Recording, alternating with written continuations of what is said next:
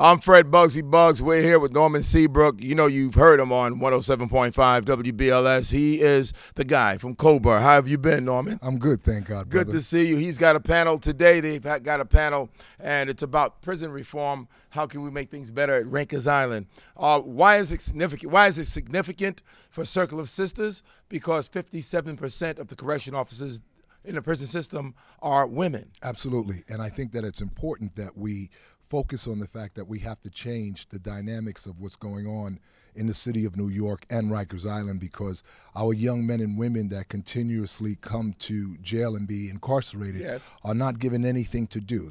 They're thrown in a cell, and people expect them to graduate to something other than becoming a gang member or a murderer by putting contracts out on each other. And the correction officers, believe it or not, Bugs, have got to stop taking on the identity of those they're paid to supervise and start to really give supervision and really have the accountability of the managers in the agency, because it's out of control. Now, I hear what you're saying about the correction officers have to try not to become a product of their environment.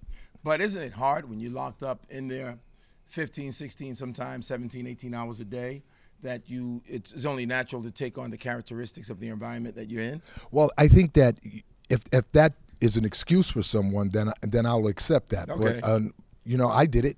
I've done it for 10 years before I became the union president. All right. And at the end of the day, I didn't take on that identity. I tried to give my identity to the young men that I supervised. And a lot of them see me on the streets of New York City and thank me for what I've done for them. So we have to sort of like put this line in the middle and say, look, don't cross this line. Bring them over to our side so that they don't have to become products of the jail system. They can become, a product of the society as opposed to a menace to society. But with the corrections officers, are there some type of program when a correction officer falls on the other side, and when it's realized that the correction officer, the CO, is not acting the role of a CO to be a positive role model? Is there a program to help them? That's the unfortunate problem. Is that something that we need to have in the prison system? We definitely need to have it. The union is fighting for right now? Absolutely, because I think that starts with supervision. I think that starts with the commissioner of the agency implementing programs so that a correction officer and or the colleagues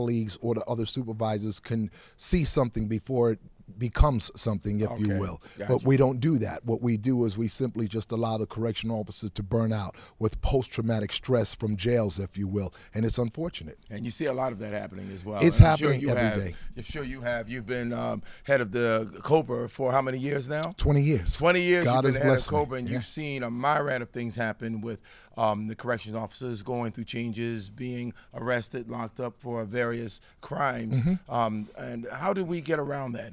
I think that we get around. How do we catch this before it gets to the point where it's severe enough for them to be locked in, to become a prisoner? I think that some of it is because of the way that the system is designed. For example, you don't put a magnetometer to search for weapons at the front door of an airport. You put it before you board the plane. Absolutely. What they do is they put it at the front door, so a person that doesn't drive to and from work carries everything in their duffel bag and puts it in their locker. Good point. Putting it in through the fluoroscope machine shows that, they're promoting prison contraband, which is unfortunate, because the commissioner's answer to it is, well, I didn't put the magnetometers there.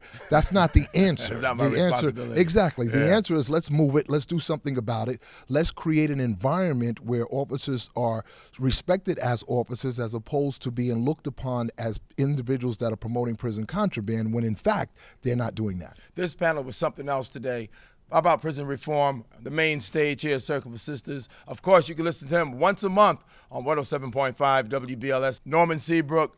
Hey, been knowing him for a minute. It's good to be able to talk to you face to face. It sure is, man. It's a pleasure. And I love what you do, man. Thank you very much. Thank you very much. Likewise. Bugsy Bugs, we're live, Circle of Sisters 2015.